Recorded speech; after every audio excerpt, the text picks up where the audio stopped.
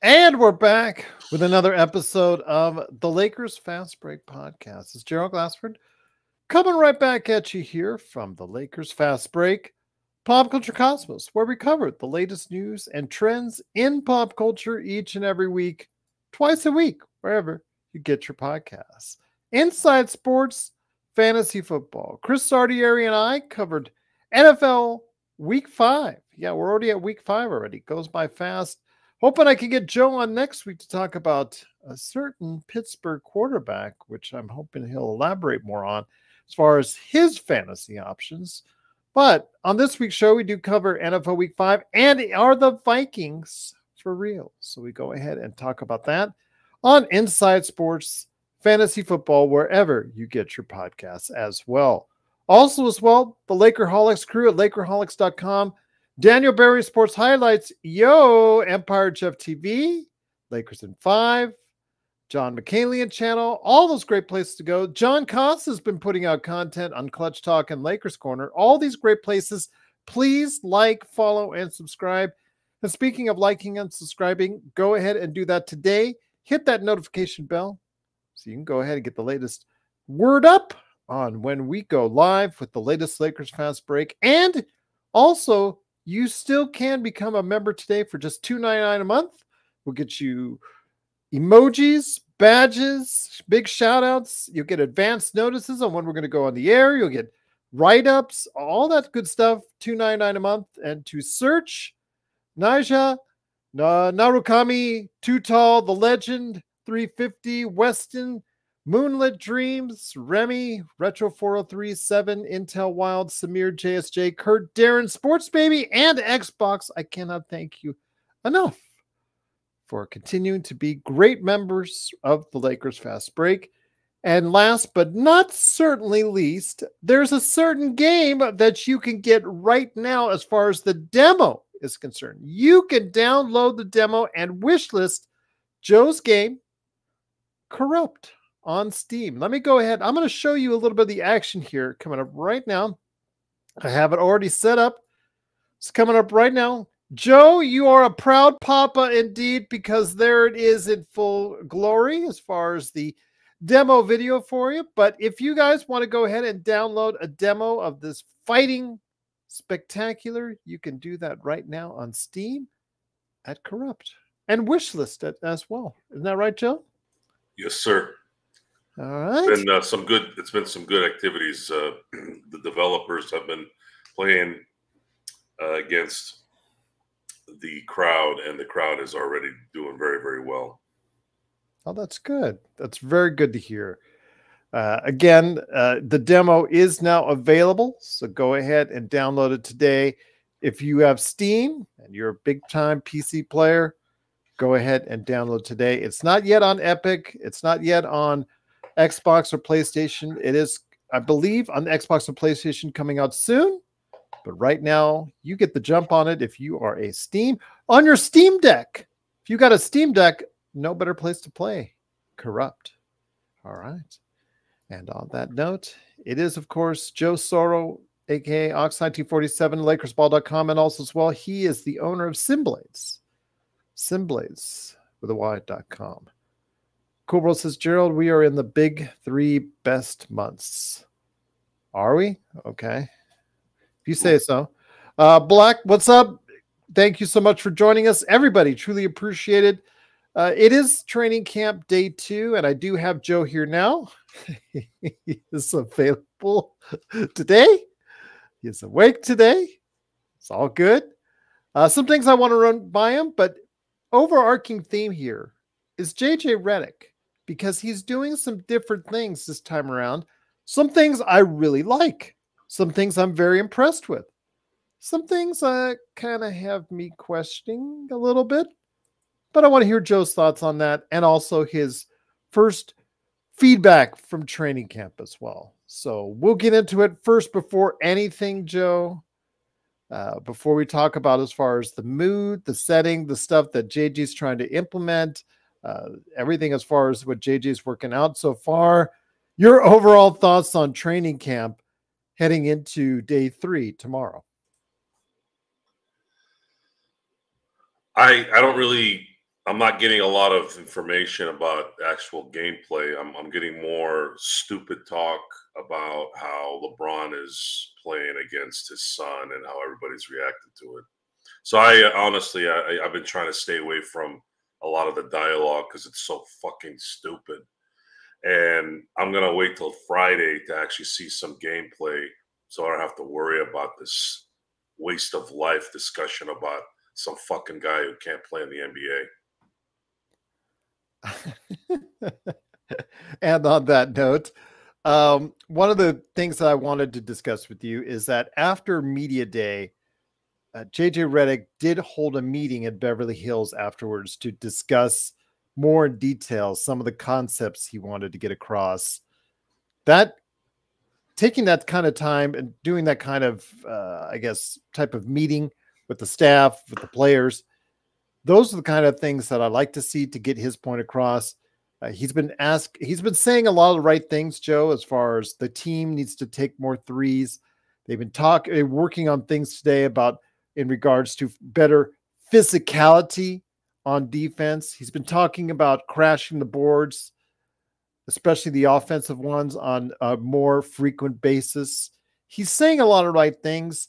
He's using analytics with the guys. They talked about today that the guys had meters on as far as being able to track as far as their movements, plus also how much effort and how many steps, how many miles, just like you would with as far as your steps are concerned.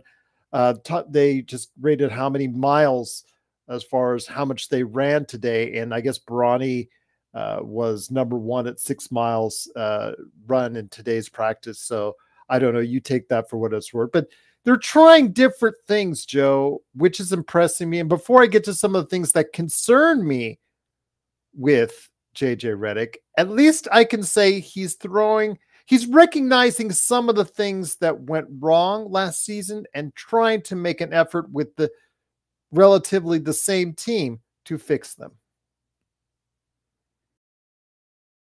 You're on mute. I'm not sure why they need to calculate. This is a it's an aerobic activity. Am I wrong? Am I right? Yeah. I don't usually it's anaerobic where you're running for a distance or you're walking in the same kind of pace. Mm-hmm. What I want to understand, if this indeed is something he wants to improve, it sounds like he wants to improve the stamina and they want to gauge on what they're doing. I don't know why. I don't know why you would need to gauge it. I don't think it matters. But if you want this team to crash the boards and also shoot threes, you're going to have these guys be in probably the best shape of their life, which means they're going to have to practice a lot. Is JJ Redick going to actually practice, or is he going to be a pancake like Dave Darvin Ham and never practice because they want to save up for the games? Those are the questions you want to ask. It's a question that I'd like answered. If I was to ask JJ Redick based off of what he has said this week, I'd ask him, are you going to run a traditional practice or practices throughout the year, or are you going to worry about running these guys down? This isn't the 90s Bulls. The 90s Bulls were already in shape before they got going. If they didn't, Michael Jordan would cut their heads off, right? Mm-hmm. We don't have any leaders like that. There's no leader on this team that's going to make players be in shape when they come in, and they're not going to get berated by LeBron James or Anthony Davis in a way where they're going to be fearful of those guys. The feared star, I believe the last one was Tom Brady. I don't know if we'll ever see that again. People feared Tom Brady. You could feel it in the baddest players on that Tampa Bay team. And the reason why I bring up the Tampa team versus the New England team is Belichick, I think, took care of a lot of that for Tom. Tom was still demonstrative, I'm sure, and powerful. But I believe that Bill Belichick took care of that a lot for him, the majority of it. When he went to Tampa, Tom was the boss. And when they kept winning, especially late in the season, you know, the Devin Whites, who I'm sure could go into any alley and scare the crap out of anybody, right? Mm-hmm. Even he kind of, what you could feel, was bowing down in a respectful way, not in a fearful way, but there's that, hey man, we got to listen to this guy. He's going to take us to the Super Bowl. So you look at this, you don't have that. JJ Redick would have to be that guy. And if JJ Redick is to solidify that kind of respect fear, he's going to have to set this up so well that they come out the gate 9-1, something like that. Okay. Because what's going to happen is when you're winning, you kind of have to eat it. Hey, we're winning. We got to listen. Or if we don't listen, we're going to get destroyed because we're winning and I'm here complaining. Like it never ever fits. The winning is the great equalizer. Can JJ Redick be that guy as the coach?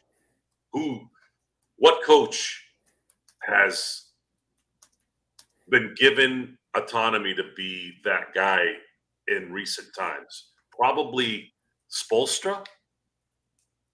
I think he's the closest one because everyone knows that Pat Riley respects him, and you're going to have to respect Eric Spoelstra if you want to stay in Miami. But I don't know necessarily if I would be fearful of him in that way. You could say Popovich, maybe. Mm-hmm. Phil. I think one of the best things about Phil back in the day was when he would stand up.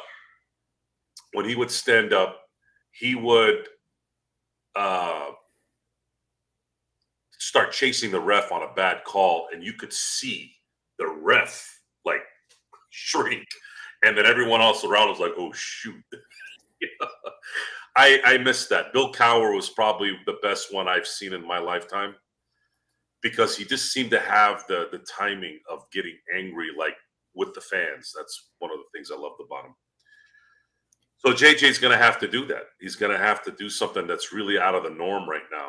Can he inflict that respect fear on this team to where they're going to bow down and listen to him? It's very hard for a first-year coach who's never coached. The only way he can expedite it is if he wins immediately. Well, like I said, I've been impressed by some of the things that JJ has been going after, implementing in practice so far, and the fact that he is trying to take it seriously and seems to have a game plan of what he wants to get accomplished. But a couple of things that he said and done kind of concern me. First off, I want to hear your thoughts on this. He's already talked about a 9-man rotation. And, you know, when you have LeBron and AD already working on a lot of minutes this season, a 9-man rotation says not only do they have to worry about poor depth on the team, but they also have to worry about burning those two out, especially as LeBron gets ever so closer to the age 40 number. Your thoughts, my friend, on JJ Redick when he was quoted yesterday in saying that he's looking at a 9-man rotation?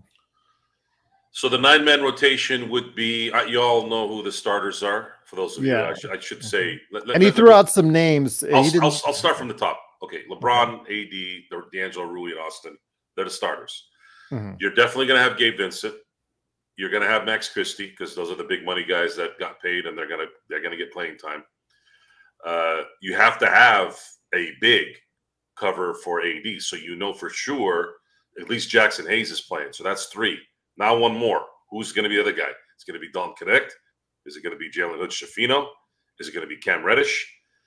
So that tells me logically, you definitely have Gabe, you definitely have Max, and you definitely have Jackson Hayes. Who's the 9th guy out of that group? Well, he didn't mention Dalton Connect. He said he might be forgetting about somebody, so he did forget Dalton Connect, which Rodell emailed us and said I was whining about. I indicated he is the first-round draft choice this year that a lot of people are high on, and if that's the case, you have to see what he can do. He is an older rookie, so his time is sooner rather than trying to develop him for later, Joe. Because he's more of a finished product. Well, I think it's more the fact that if he is going to benefit the team with his shooting, which is why he was drafted.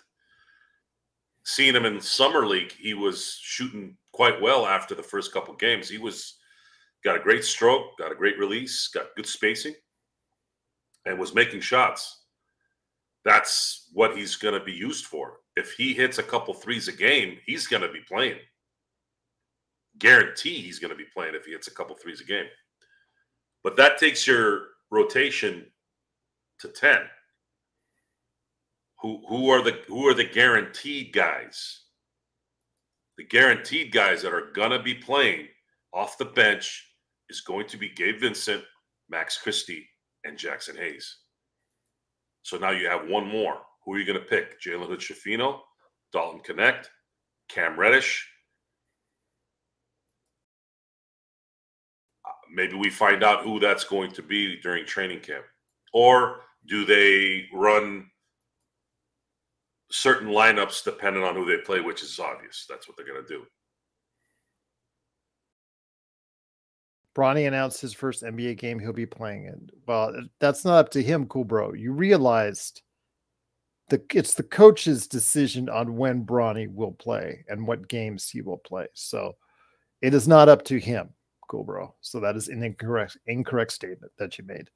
Vando, Dwight, Vando could be part of that rotation when he gets healthy, but he may not even start the season. It's very iffy at this point whether he or Christian Wood, who was also not mentioned in that grouping of players, will be able to start the season, Joe. So that is of concern, I think, for Lakers fans out there for the 9-man rotation. Again, as I mentioned on yesterday's show, I've heard an analyst describe the Lakers front court depth as problematic, catastrophe, weak, things of that nature. So we need to get as many big bodies healthy as possible. But then again, that's all dependent on Vando and Christian Wood. I have no thoughts of Vando or Christian Wood. They might as well be G Leaguers at this point to me. You're not available, you're useless. And Vando's made a career out of being useless because he's not available. And I don't give a damn if he's been available for 2 months straight and he did great. This is an 8-month season if you're going to win a championship. I am not interested in players that are not going to be available. And I have no feeling on it. Jared Vanderbilt has been a massive disappointment. Christian Wood has been on the team for a year and change. And his career is, in the long run, when he goes home and retires, he'll have played in the NBA and he had a pretty good career. But in terms of what this team needs, I don't see Christian Wood giving the Lakers this year any benefit at all. He's not focused enough. He has zero drive and he has spurts, just like pretty much any NBA player that happens to hang on during the year. See, that's a perplexing thing. If JHS does enough to earn some playing time, but you still want to play Gabe, Gabe would have to play more off ball because the point guard position would probably be most likely be JHS as far as coming off the bench, if that's the case. And then you would have to move Max over to the 3 where he's undersized. Again, the depth issues are going to be something that the Lakers are going to have to try and work itself out, especially early on in the season with the injuries to Vando and Wood. But we'll see. And we'll see if Connect is given a shot, if he earns a shot, if he plays well in the exhibition games. Is he going to get time? Or is it just because you pass him off and you forget about him just because he's a rookie? I'm hoping not. I'm hoping because, again, he is a more seasoned individual coming out of college at 23 years old, he's going to be given a fair shot to get time in the rotation, Joe, if his defense is up to snuff.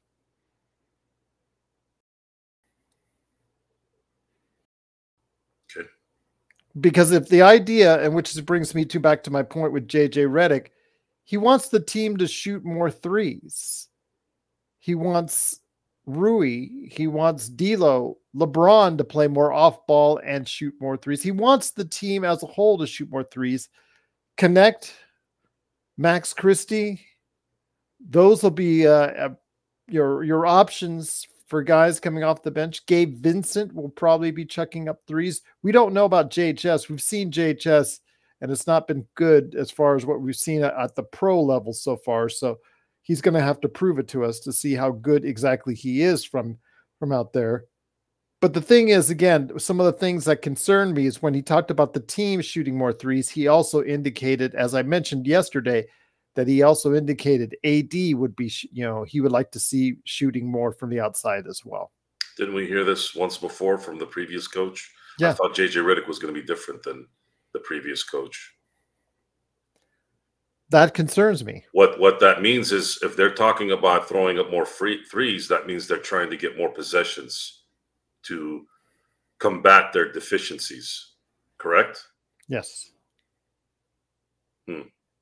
So you want a 40-year-old LeBron James who's played the same way since he was born to start playing off the ball in his 22nd season. On top of that, you want to play a style of offense that's going to probably break his legs within about 30 to 40 games. For a team that has questionable depth. Yes. Exactly. So everybody's going to start shooting threes because you're shooting more, right? A lot of teams are saying that. Phoenix, for one. Who's the guy that sent you the email that we were negative? There was a comment made the other day by Lion Emperor. Lion Emperor, if you're watching, which you probably aren't because you're punk. But let's say you are. This is a message for everybody too. I want you guys to register what you just heard. And you tell me why I should be positive about hearing that. Go ahead and write it in the chat and I'll answer it. Seriously. We're talking about an old player who's making $50 million. Still viable stat-wise, though. Stats are inflated in this era of basketball, okay? Stats don't do shit. AD is a player that's still in his prime, who's a star. The problem is he's a human being still. He can't play 42 minutes a game. He's not that guy anyways. There's been guys like that. Shaq did for a very short amount of time. Kobe, obviously. But those guys don't exist anymore. So tell me, you're listening to the new coach saying the same things the old one said, whom you hated and wanted out. And then on top of that, all of a sudden, the same roster that the old coach had who couldn't make that happen is still here. And all of a sudden, they're going to start making shots because JJ Redick is yelling on the sidelines. You guys tell me if I'm nuts or negative. If that's negative, you don't even know what the word means. You're in your own head and you want to believe something because it feels good. I don't give a shit about feeling good. I'm going to analyze what I'm hearing and what I'm seeing, and I'm going to make an assessment. The sad thing about what's going on with this team is almost everything I hear is bullshit. Just like when you go outside and you listen to people talk or converse or do things. I've had so many discussions with people where you'll ask them a question and they'll answer it and in the same sentence contradict the first two words that they say. I mean, I'm talking like in that moment. I'm not trying to prove anything, but see, we're trying to prove, like literally, they will say it just like that because they don't know what they're saying. They're just yapping. And I'm more harsh than the regular guy. Most people just kind of brush it off, or they don't pay attention, or they don't want any confrontation. Now, I'm not out making starting fights or arguments all day. I don't do that. No, but I store it in my head. I start to figure out what you're saying and who you are. This team did nothing to give me any reason that they're going to win this year. And they still don't. And if that is negative, and if you feel like you're not going to watch the show because you want me to sit up here and go, golly gee, let's hope they win this year. As he drinks his Dodgers cup. I don't give a shit about any of that. And speaking of the Dodgers, the Padres are coming on Saturday, and they better win. Because losing is for losers. Okay? Losing is for losers. You want to lose? You want to not look at problems on why you lose because you want to make excuses? We are watching this. We are listening. At least I am. And the thing don't compute. There's a difference between killing yourself and losing and sucking and losing. Case in point, we saw Justin Fields on Sunday do something that for the first few years of his career, he hasn't been able to do. He had a deficit. He had a deficit, and we didn't know at the time if he was going to be that kind of guy. Is he a front-running type quarterback? He has been, yes. But you know what he showed on Sunday? He showed that, you know what? Maybe this guy didn't get coached right. Maybe he was in the wrong system, the wrong team, the wrong environment. Because he looked like, at least on Sunday, he looked like an all-pro, almost bringing his team back.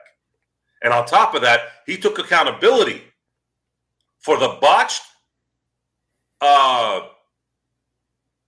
error on the center. Wasn't his fault. It was the center's fault. Rookie, he's playing well, by the way, but it was a rookie mistake, and he took responsibility. That's what leaders do, and he almost brought them back. And I hate to say this, but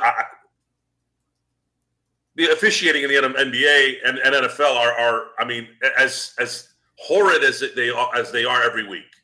It just never goes away. I watched Mika Fitzpatrick hit a guy with his shoulder perfectly, with the other guy's shoulder, didn't touch his head, didn't touch the helmet, even slowed down and still got called for a 15-yard penalty on a third down, which would have been a punt. And they ended up scoring a touchdown after that.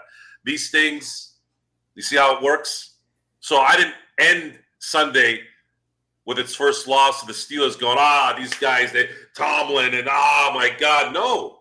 That particular game, it's still the NFL. Sometimes teams play well. Sometimes teams stop you. But what I saw resilience.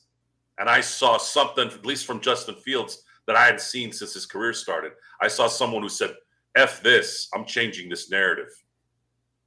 They lost, but they lost playing their ass off. But they don't do that in LA. They don't do that in LA with the Lakers, and they don't do that with the Dodgers. They make monumental mistakes. Their leaders make monumental mistakes. The two leaders of the last two seasons make catastrophic mistakes during the year that cost their team games, and it ends up hurting them in the latter stages of the year and the playoffs and all those things. If you're going to start telling your crowd and your players that it doesn't matter in December, how are you going to convince them that it matters in April? It's an 82-game season for a reason. Those games matter, and it mattered last year. It mattered a lot, because if you had won 3-4 more games, you would have never faced Denver, and you would have had a playoff spot. And you might have even, if you won maybe 5 games, you would have had the 4th seed. We already did the numbers on this. They won 5 more games last year. They would have been the 4th seed. Imagine starting a playoff sometime this decade at home for once. Losers always make excuses on why they're not winning. Effort matters. Conditioning matters. So let's see if JJ Redick is going to get these guys conditioned. Or are they going to fall apart? Are they going to get banged up to where they're going to be sitting down all the time? Because I don't know. I don't know what today's NBA player is. Well, actually, I do know, but they're soft. They're soft. They're weak. And the sad thing is they get paid more money now than they ever have in the history of their league. And it's all for soft pussies. One of the things I wanted to go ahead and mention is some of the rhetoric LeBron James has been making both at Media Day and afterwards about his enjoyment level as far as where he's at. He seems very, I guess, inclined to understand where what the situation is, where the team stands, what kind of team that it is. He says he feels great. Coming off what happened with the Olympics. He's just really thrilled to be playing with his son. But the focus for him does not seem to be on winning a championship. And I think he's becoming more and more inclined about where the situation is with the Lakers at this point in time, Joe, which, again, is probably, to me, not the greatest attitude to have for if you're a Lakers fan, because, as you have said, all we care about is championships. He's a front runner. He always has been. He has persevered in certain seasons, but he lays down a lot. He lays down. It's the reason why he's had 11. He'll have 11 coaches in 22 seasons. He doesn't. I've said on record that I didn't blame him for leaving Cleveland, to go to Miami, because Dan Gilbert at the time was probably not catering to him as much, which that is kind of a bitch move on that. But the other thing is no one's going to Cleveland. And the East at that point, you can make the playoffs. Hell, he went to the finals so many times because the East was pathetic. The guy went to the finals in 2007 with himself and no one. That's how bad the East was for a very long time. It's still sort of bad, but it's getting better now. But it's just not a good conference. If he had been in the Western Conference, he would never saw. He would have never saw 10 consecutive finals appearances. Hell no. It would have probably looked more like what he sees now in the West. Probably would have made a couple finals here. It was his prime. A couple finals here, then lose one, then make one, then lose one, maybe go back to back again. But he ain't going to go to 10 straight in the West. No freaking way. So he knows, and we know. Forget about LeBron. We already know. We've been talking about it. They spent more time drafting a bum than trying to get talent in the one area you had control to get talent. You have no control getting talent in the offseason because you don't have any money. Your roster is capped. No one wants to come to LA. So what? The one spot that you had a choice, you end up drafting his fucking son so that you can have this Dr. Doolittle moment in game one or whatever the hell they do. Everyone's going to be sitting there and awing and awing and awing.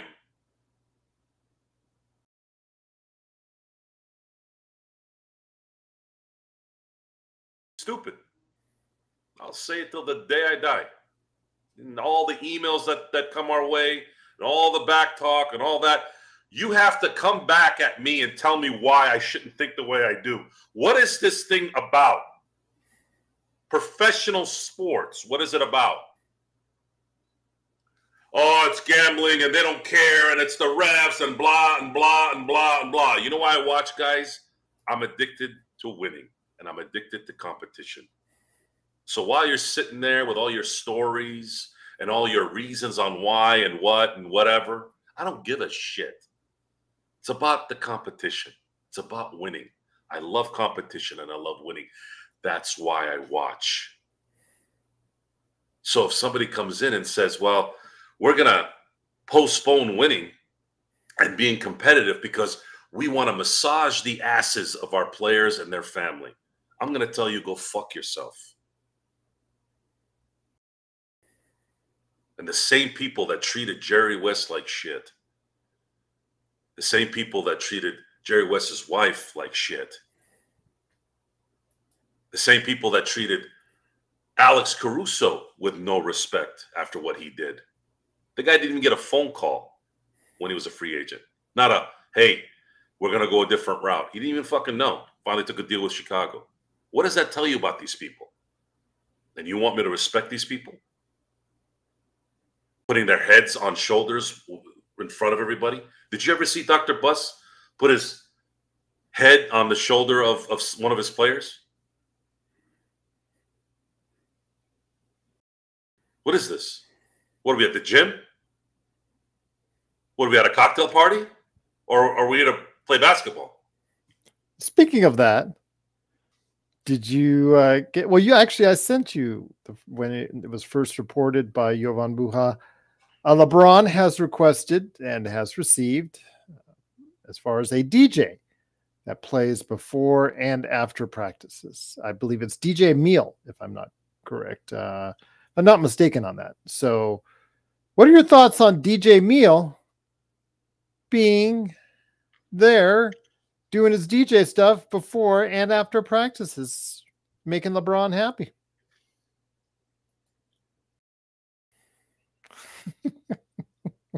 We're waiting 2 days for that response. To our audio listening audience, he just gave the #1 sign. Just wanted to let you know. So, my disdain for things grows. Everything's soft. Everything is useless. With the middle finger, by the way. Seriously. And by the way, Darren, if you're going to be a smartass with your comments, don't make me virtually slap you. I will. Well, he said he wants to put up $50, banking on Max. You're not going to win every game in sports. So understand the difference between losing and being a loser. To be a difference this season. So he's betting $50 to someone out there on Max Christie being a difference this season. He better be. That's all I say, because you paid him like it. You bid against yourself. What would that entail? Well, you bid against yourselves for him to be it. And now do the process of elimination, that the fact they have zero depth on this team, Joe. What would that entail? He is going to get the chance. What does Max Christie have to do to make a difference for this team? Play a hell of a lot better than he did last season. That's for damn sure. Yeah, sorry, Rodell. It is what it is. What does he have to do, though?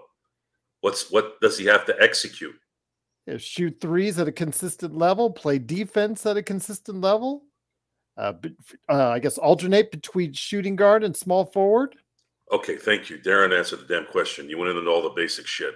So he's got to be a 3-and-D guy. He's got to play like a 3-and-D. How many 3-and-D guys are there in the NBA right now?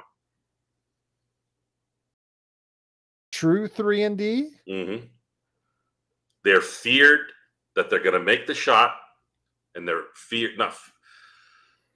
They are a top-notch three-point shooter and a top-notch defender at the same time. Who out there in the NBA right now is that guy? Did you say there's about 10? You don't need to be an elite three-point shooter, but you're a threat. I'd say there's about 10 to 15 players that in the whole entire league that are at a very good to elite level at both of them. So, okay, so how many of those are all-stars? The majority of them are. Are they? In my opinion. Marcus Smart? He's not a good three guy. I mean, he makes threes, doesn't he? But he's not at a good percentage. What's this percentage? 38%, 37%? I think 33 or 4. Is he that bad? Let me get it. He was at times. Let me see. Marcus Smart. Okay, Bridges in New York. His career shooting is 32, Joe. Okay. Would you say Bridges? Yes. OG Anunoby and Bridges. Okay, so both the Knicks have 2 3-and-D guys, right? Mm-hmm. DeJounte Murray, would you say he's a 3-and-D guy?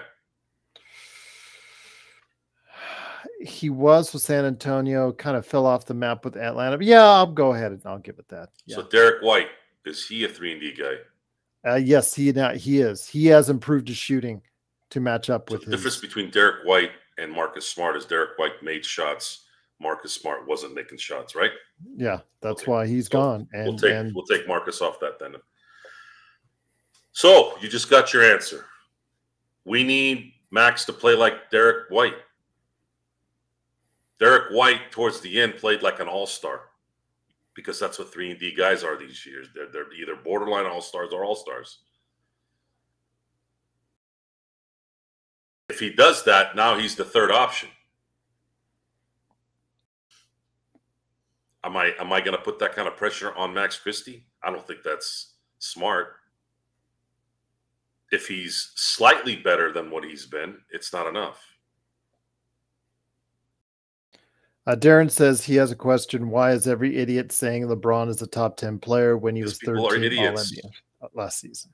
The same reason why I have so much vitriol right now, and I've had it since the draft, is because it's this constant nonsense from the media, the ass kissers, and delusional fans keep saying things that are not true.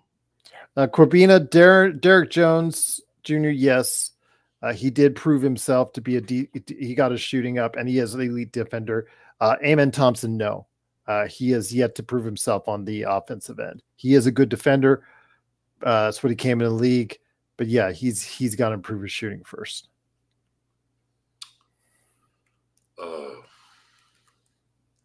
10 players better than LeBron. Good question. Jokic, Embiid, Tatum, Jaylen Brown.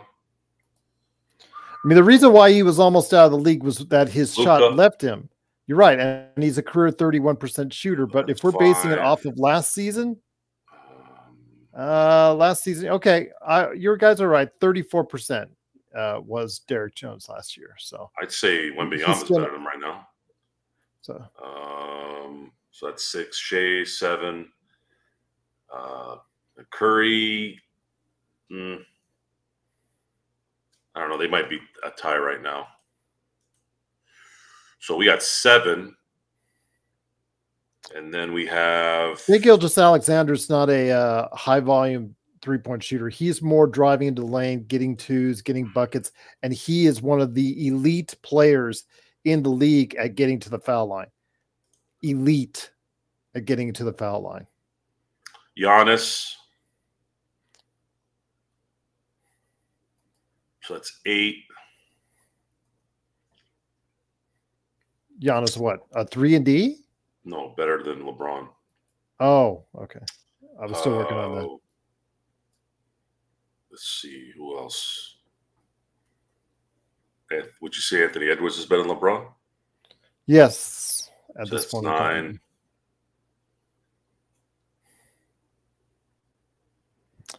9. Lou Dort, lockdown defender, and he finally got to the point where he is just under 40% shooting last year. So Alex Caruso. So maybe these guys aren't all-stars on a lot of occasions. The guys in New Orleans, like Trey Murphy and Herb Jones. Maybe we're starting to figure out that the talent pool is a little low right now. The fact that we're struggling to find top 10 players that are better than LeBron, that might show more than we think. I was talking 3-and-D, but yeah, you're talking, that there's a... Yeah, I was answering the question that the chat talked about. Lou Dort is a fraud. I don't know about that, Black. I kind of disagree with you on that one. You don't. Luka cooks everyone, though. Yeah. Dort handled himself in the previous round quite well.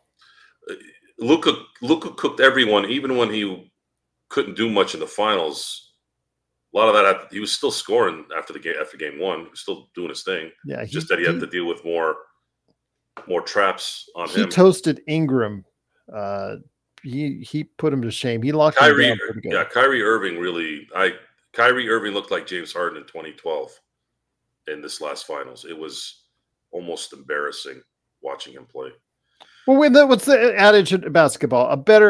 An elite offensive player or a great offensive player is still better than a great defensive player. So there's an argument that LeBron's still a top 10 player. Unless you're Wembanyama.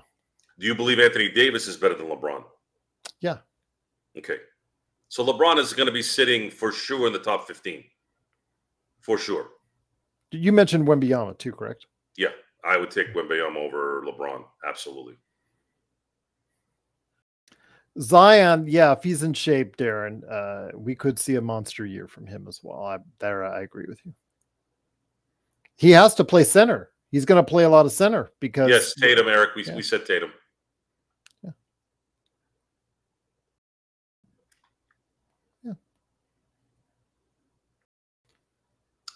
Ja Morant. He comes back. He should.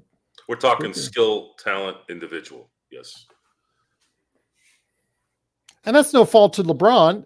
He's close to 40 years old. Yeah, but I don't know. It's a great question. I don't know. There's too many factors in this if you go beyond the individual performance. If you're factoring in individual performance, LeBron is still dropping the numbers from an individual standpoint. You're just basing it off his individual game. But as far as his impact, yeah, if you factor in his impact, it's not good. Because he's mid. He's barely making the playoffs, and he's got Anthony Davis with him too on top of it. And they still can't win. That's not good. If it was LeBron 10 years ago, the Lakers would be still winning 55 games a season, a year with this kind of roster. Would you agree? Yeah. It would be guaranteed he'd win an extra 10 games in his prime.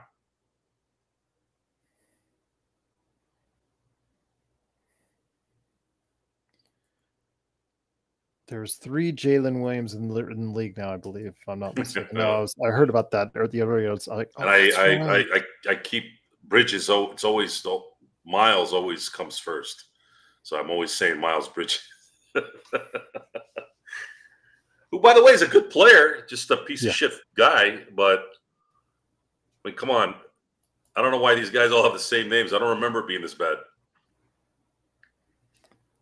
Once again, it is the Lakers Fast Break. It is Joe Soro along with me, Gerald Glassford. Thanks again for watching and listening. Truly appreciate it. Make sure you hit that like button and subscribe to get the latest notifications on when we go live on the air with the latest Lakers Fast Break. So day 2 is in the books for training camp. Joe, obviously the fact that they want to shoot more, rebound better, all great verbiage that's been put out there by JJ. I do compliment him on that. I do get the fact that he gets that part of the scheme. I just think when you're talking about who you want to allocate those threes to, efficiency should still be a great part of that mix. About who you give that to, who you give it, you make sure your statistically best shooters are the ones that are dominating the shots from the outside. Let's break it down. You all ready? Mm-hmm. Everybody listening? Anyone? You ready? Okay. Bueller? Is Anthony Davis known for his passing from the block?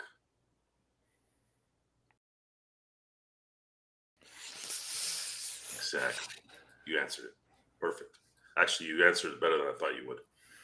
That's exactly. So now let's start there. How are you going to shoot more threes if you're going to involve Anthony Davis in his prime position where he does his best work?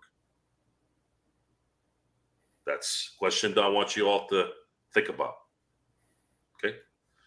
The other thing is, if you're going to have everyone shoot, that means you got to spread the floor, correct? Yeah. Cool. Who's going to be the point guard in that situation?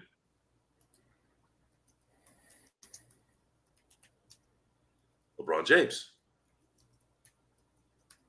I still 40-year-old. think, you know, and that's one of the things I wish he had mentioned more, was something we've talked about over the past couple seasons.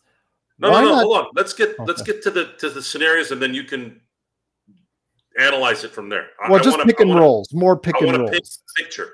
Okay. I want to paint this picture, and I want to detail it so everyone understands what we're saying, and then you can analyze it from there. You were asking your two stars to do the two things they do the best. What does LeBron do the best? And it's one of the greatest things in basketball. LeBron, top of the key, get to the basket. To me, that's honestly, it's just a mundane version of the sky hook. It's so dependable.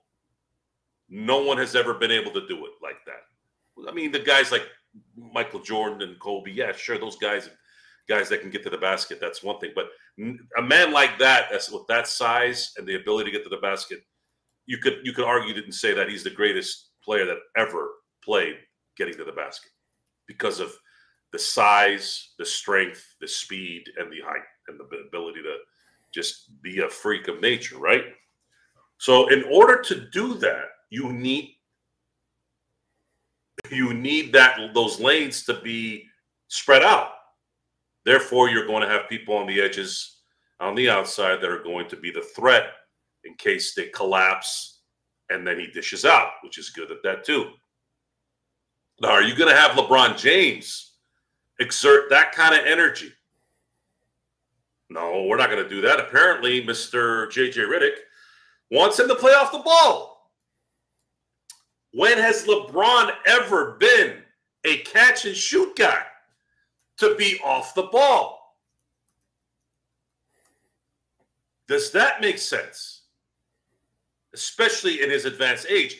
If you had said, oh, it's LeBron's going to adapt to this at 26. Yeah, I'll buy it. It's one of the greatest of all time. Absolutely. He probably worked on it in the offseason. That's what great players do. They work on their weaknesses.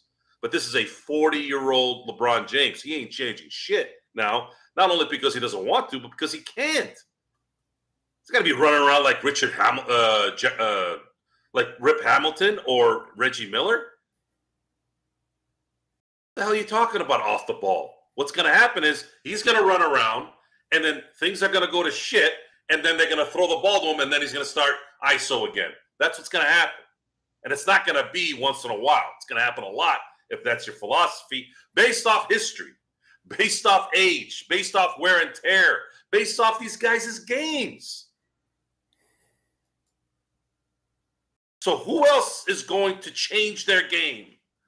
You're asking your two stars to change their games this late in their careers and to do things that they're not good at.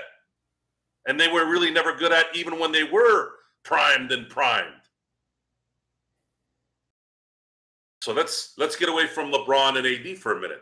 Let's say AD worked on his passing skills off the block. Now he's going to be sitting there and controlling everything, right? He's going to be able to get the ball to the open guy at the three. He's going to get the guy that's diving to the basket. He's going to get the backdoor bounce pass for a dunk, right? Let's just say he does that. Okay. LeBron, same thing. LeBron's going to be that guy too, right? Or is he going to just stand back and let everybody do the things? Because now you got to now convince me who out of the starters is going to be that way. Rui was doing a pretty good job doing that until the playoffs. You know what happened in the playoffs? You have to run into guys like Jokic, Michael Porter Jr., Aaron Gordon, who can jump off the damn building. That created a defense that maybe messed him up mentally. He couldn't make layups. He couldn't bang down low and be able to work off that and still make the basket. So is he really going to be an asset going backdoor areas and dunking and getting those layups? Is D'Angelo Russell going to do that? Hell no. Is Austin Reeves athletic enough to do it? Hell no. Is Dalton Connect going to come off the bench and do that? Probably not. Is Max Christie going to do it? I don't know. Did he work on that? Does he have enough meat on his bones to deal with the physical part? There's a lot of questions. A lot of, I want this, we want this, and we're going to do this, with not a lot of backing. Doesn't make sense. Doesn't make sense at all. You all tell me what if I'm saying something that doesn't make sense to you. This is all based off of what we know and what we watch. It's not based off anything else. If you're sitting there and you're hoping that D'Angelo Russell all of a sudden becomes this guy that can get to the basket at will and is going to run around like a chicken with his head cut off to get to the basket, I'm sorry, folks, you're not going to be happy when that likely doesn't happen. Shoot more threes is your answer after a year of hearing that from that numbnuts before. That's your answer. I'm going to make a 28% three-point shooter start shooting threes. The same guy who's the only guy that can rebound on your team with any consistency. But let's go draft a guy in the second round because we can't get any talent in the second round. And then a week later, a guy who got picked in the second round won his third MVP. Third MVP. Third MVP. Should have been 4 too, by the way. 3.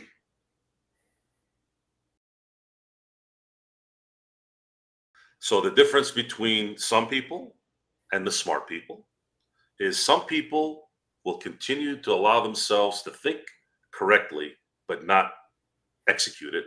And then you have the psychopaths like me who come out and say, wait a minute, that doesn't make any sense. And fuck up an entire room because of that. And then everybody feels uncomfortable. But you know what it is in the end? Being right is not the point. The point is you're not making sense and I'm calling you out. I don't give a shit if you're JJ Redick. I don't care if you're a multi-Hall of Fame guy. These things doesn't matter. It doesn't matter that I didn't play in the NBA or coach in the NBA. None of that shit matters. Answer my question. I'm giving you legitimate information based off what we watch and what we know. Why am I thinking negatively? Why are we thinking negatively when we're giving you facts? I want to know so that we can have a conversation.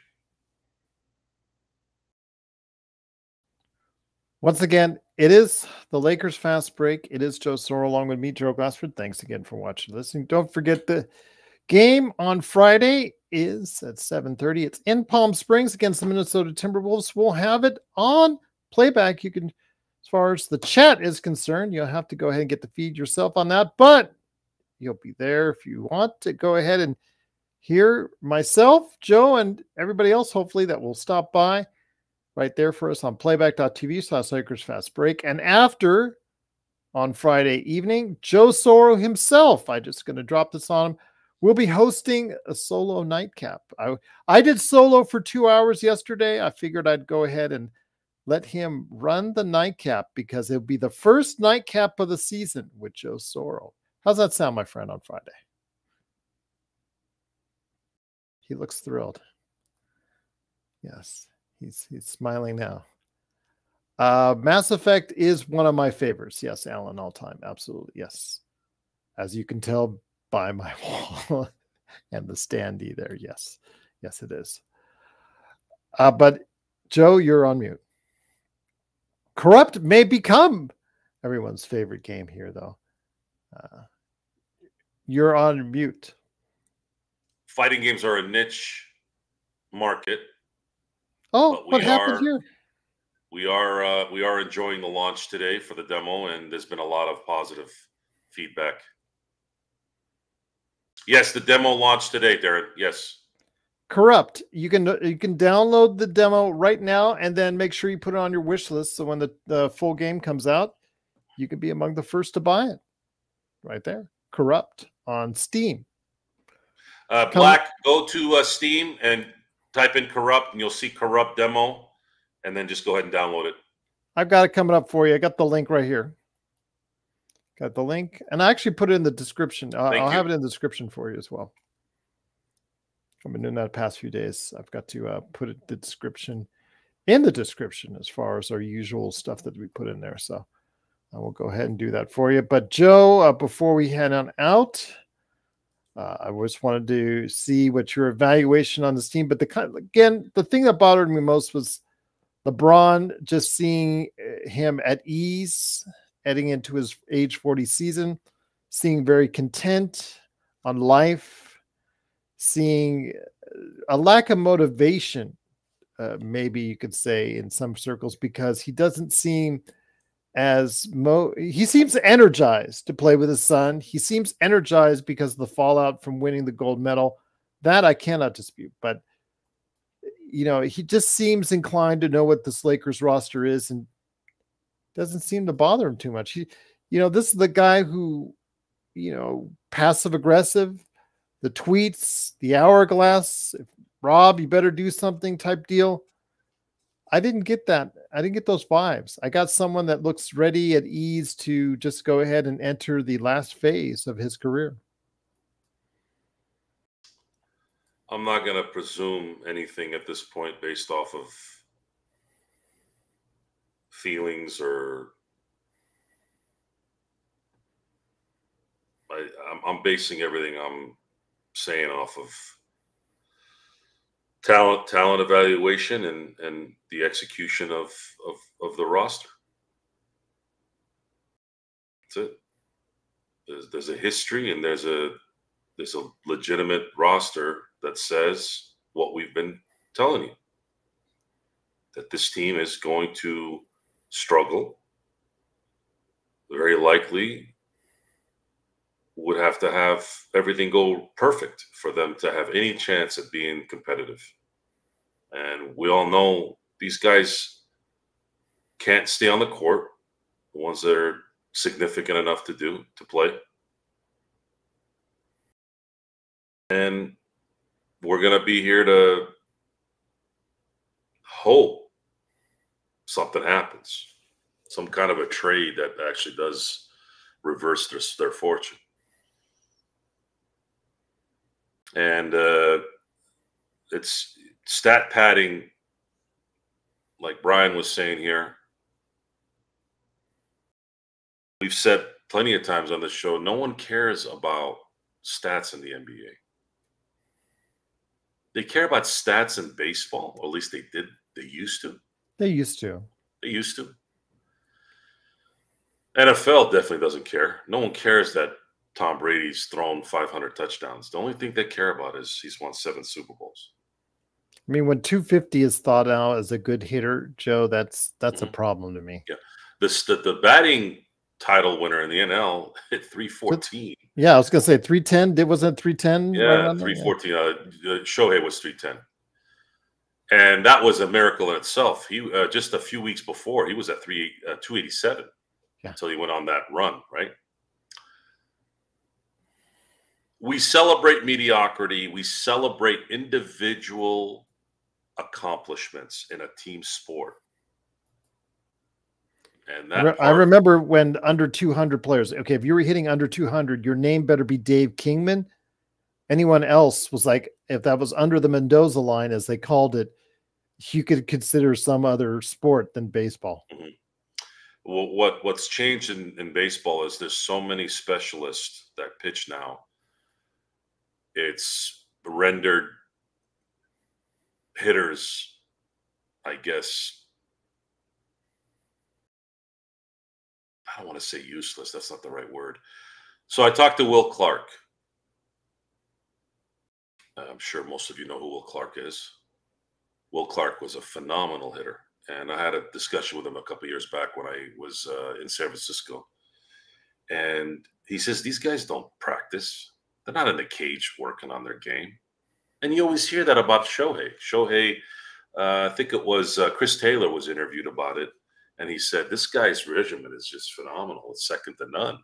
He'll be in that cage and he'll get the swings he wants. Otherwise, he's going to keep swinging. And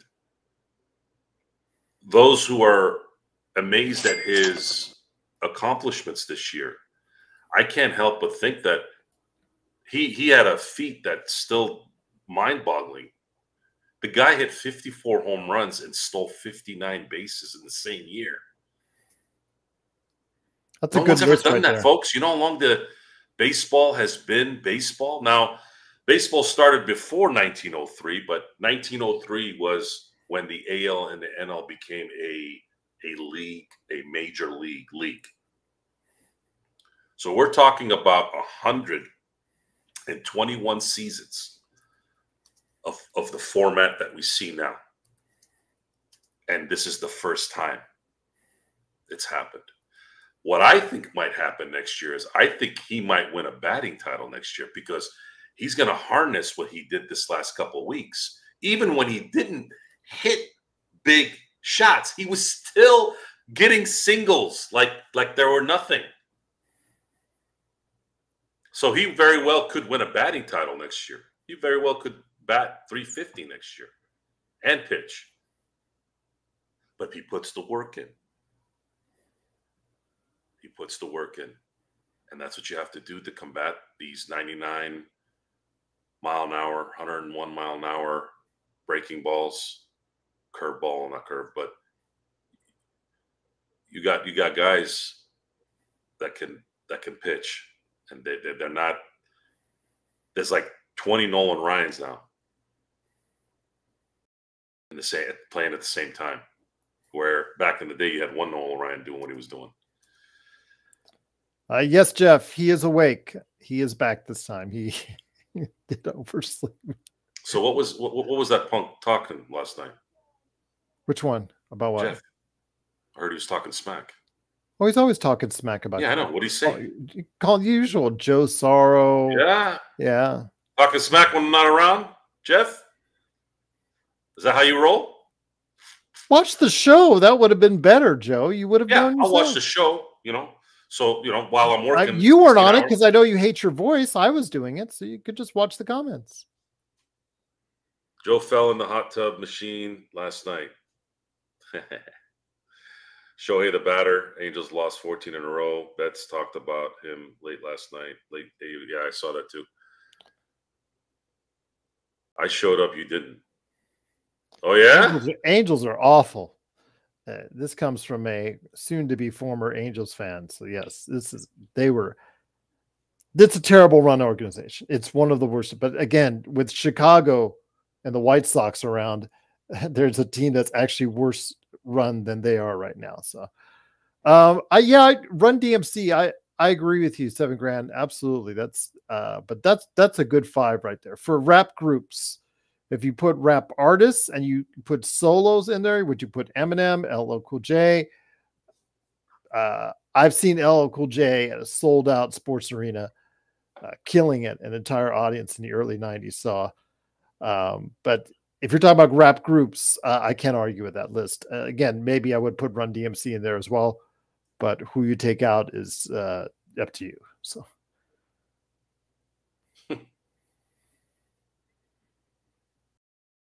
I would like that Wu-Tang album. I believe they had to give it, the guy who has it in his possession had to give it back to the Wu-Tang. I like that Wu-Tang album. The one, there's only one in existence.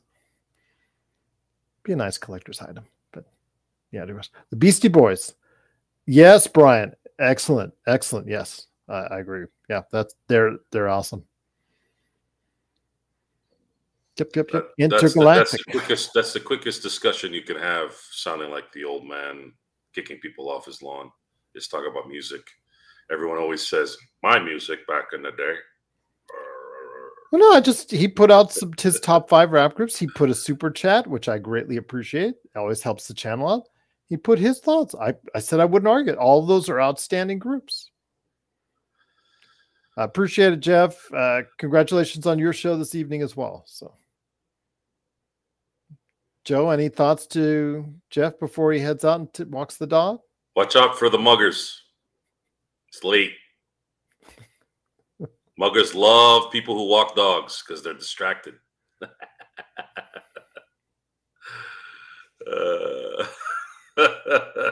it's all opinion, Xbox. Your top 5 maybe isn't his top 5. better be strapped, especially where you're at. Well, my friend, it's been a great episode. But before we head on out, I do want to go ahead and say again, we will be back Friday for sure. Tomorrow, if there's any news or notes, we'll go ahead and stop on by. But Friday for the game, and then Joe will be on doing a nightcap, his first nightcap of the season, to give you an evaluation of what went on with the first exhibition game coming up after the game. So there you go. But Joe, again, 2 days down. I do like the emphasis on physicality. JJ's reminder of where they were at as far as three-point shooting and rebounding. Some good things I see JJ implementing and talking about. Still some troubling things, but it may be a step in the right direction. Again, I want to see it out on the floor. I want to see the product, how it looks. Is it competitive with the rest of the league? And how's coaching ability at certain key points during the game? Does he make adjustments? So Does he do things your favorite guy, the Jovan Buha, whatever. He's not my favorite guy, but so he's trying hard out there. Give him credit. Saying that he's been following this team the last 5 seasons. He says they haven't had this kind of positivity and joyous, upbeat energy before. They on Monday. I don't know if that's one of the things that we didn't get across well enough, is because we kind of try to ignore it, because you and I, Joe, have been calling out Darvin Ham's ineptness as a coach for over a season and a half.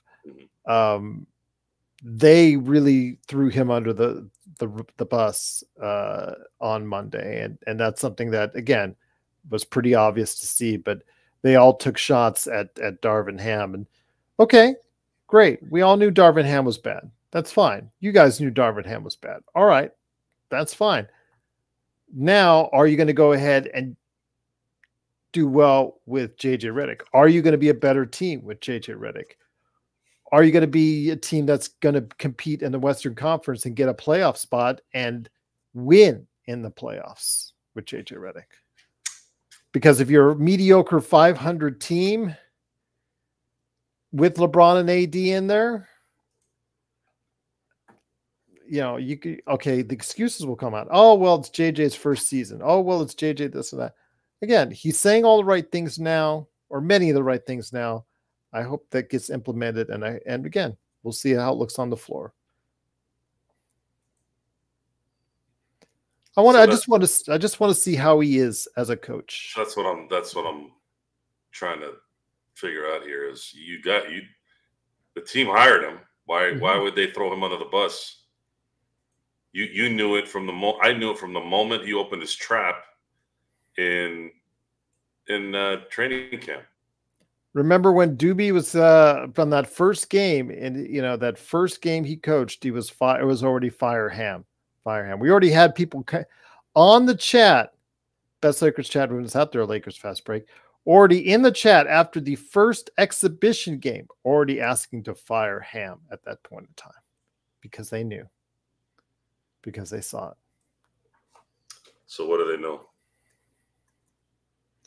Well, they obviously foretold the future, because Ham obviously was not prepared to be a head coach. And that's one thing that JJ is being talked about as doing, is providing a lot of organization and preparation in his work.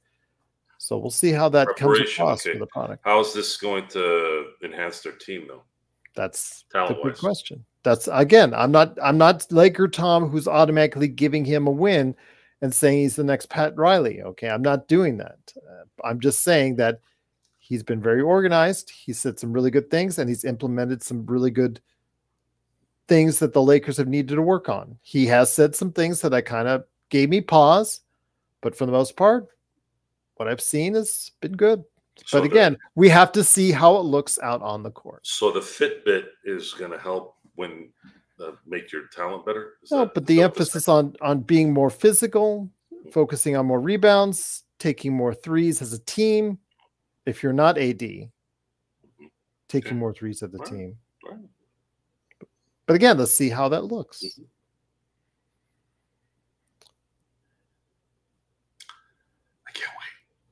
I can't wait either. Brian, yeah, there has to be more than top 5, maybe a top 10. How about that? So we can get all of them in there. So that you guys like. So But yeah, I'm wishing all the best for the Lakers this season, but we'll have to see how it looks out there. But it is the Lakers Fast Break. Once again, please support Joe by going over to Steam. If you are into the fighting game genre, Corrupt, a game that he is helping to sponsor, just came out with a demo that will go ahead and hopefully rock your socks off. That hopefully the net code is outstanding. Hopefully the action looks like it's fast-paced. It looks like it's something that I think a lot of people get into. If you are in the fighting game genre, please head over to Steam. Head on over there and go ahead to where type in Corrupt and download it. And then also, if you like it, go ahead and put it on your wish list. So when it comes out as a full featured game, be able to go ahead and get it right away. Darren says top 5 worst defenders in the NBA: D'Lo, Luka, Trae Young, LeBron. That's a hard one because there's so many, and I don't think there's a lot of bad defenders in the NBA. If you're talking bad defenders that are great players, that's a good list to start with. Definitely Trae, definitely Luka, D'Lo, which I'm not considering him a great player, but LeBron doesn't play defense a lot because he can't. It's not so much. It's just he'll pop a tendon if he does, but so it is what it is. D'Lo, having D'Lo, LeBron, and Hayes in your top 5, Darren, that's not a good sign for the Lakers. If that's the case, but again, we'll see. I do appreciate the super chat. Always welcome to do so. And then, of course, don't forget, we will give you always a shout out if you become a member today. It's just $2.99 a month. Get badges, emojis, shout outs from us. You get inside tips on when we go live or when we're going to go live that day. And then also as well, extra little stuff. Like I put my Mr. McMahon review. I'll hope you'll see my Lakers written preview before anyone else. And hopefully Joe may be doing some stuff that, you know, if he has the time to go ahead and send it to you as well. So there you go. Xbox says he just got the demo. Have fun, Mark. Let's go. Absolutely. So with that, let Xbox go ahead and play Corrupt. And hopefully now after the show, you'll go ahead and download Corrupt. It is in the description below. Just go to Steam and type in the word on a search, C-O-R-E, Core, U-P-T, Corrupt. And there you go. You excited, my friend? Your game is finally out in the wild. Yeah, it was time, man. People were just like, when is this going to come out? So we're going to get a chance to see how this wave starts and how big it can get. Well, we'll soon find out. Please help out Joe. Download Corrupt today. And if you like it, go ahead and buy it on Steam. And hopefully someday soon on PlayStation, Xbox. That's coming soon to PlayStation, Xbox. So we'll see. All right. And with that, we'll hopefully be back tomorrow if there's any news to go ahead and correlate. But we'll definitely be back Friday for the Lakers' first preseason game against Minnesota in Palm Springs. That's at 7:30. It will be on, as far as the chat, on playback.tv/LakersFastBreak. And then Joe will be solo after the game with a nightcap, the first nightcap of the season. I know you guys have been asking for it. You'll get it on Friday right here at the Lakers Fast Break Podcast. Corrupt, baby. Corrupt.